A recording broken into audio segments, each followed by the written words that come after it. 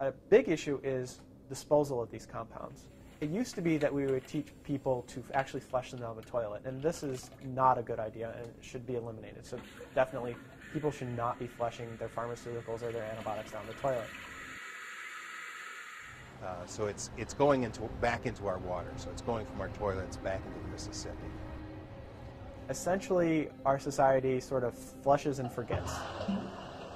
Cities are now starting to have days where they'll collect all these compounds, and it's a fairly difficult social issue to collect these compounds from the public because many drugs are illicit and many drugs are very, very personal.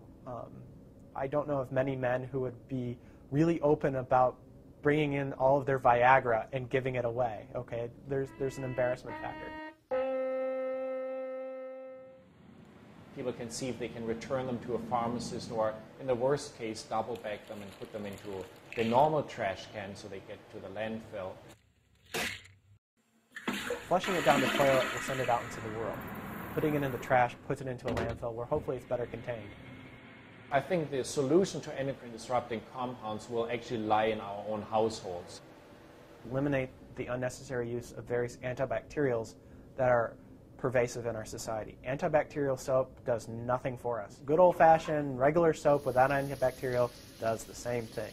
The old-fashioned soap does a fine job and we don't need antimicrobial soaps. There are also a lot of other antibacterial products that we use quite regularly that we probably don't need to use. For example, Neosporin is used to help our cuts heal a little bit faster. We probably could do without that. That's another antibacterial.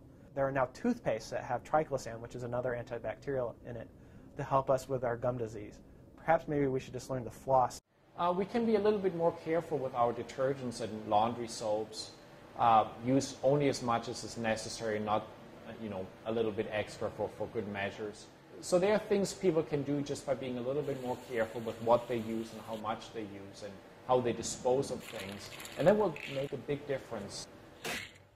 Another avenue by which we can improve the problem is to limit the amount of hormones and antibiotics that are used in agriculture.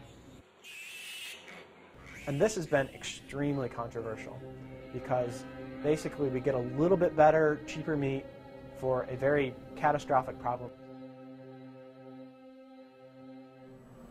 Organic farming proves, pretty much, that there's enough natural materials out there to not have to use the things we're using. We just have to learn how to scale these up effectively. It's really good to try to prevent as much as we can, even if we don't know exactly what the effects are. I mean, I'm willing to say that I think we have a problem looming. How big a problem, I don't know. I mean, I think it's clear that there is a problem. So it's cost-benefit. How much effort are we going to put into solving it with what we know at this time? The nice part about wastewater treatment is we already have the infrastructure to do something about the problem.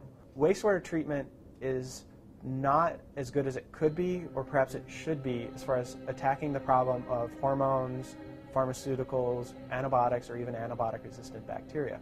And we have the technology available to actually treat and remove these compounds. It's just a matter of getting our act in gear and then doing something about it. Yell. Ultimately, in this country, we are political. The decisions we make are political, like it or not. It's a question of how your elected representatives respond and then pushing on them.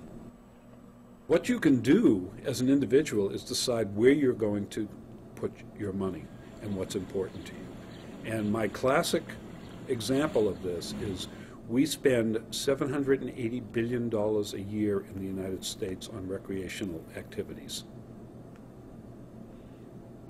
Pretty good percentage, compared with taxes, that's pretty high.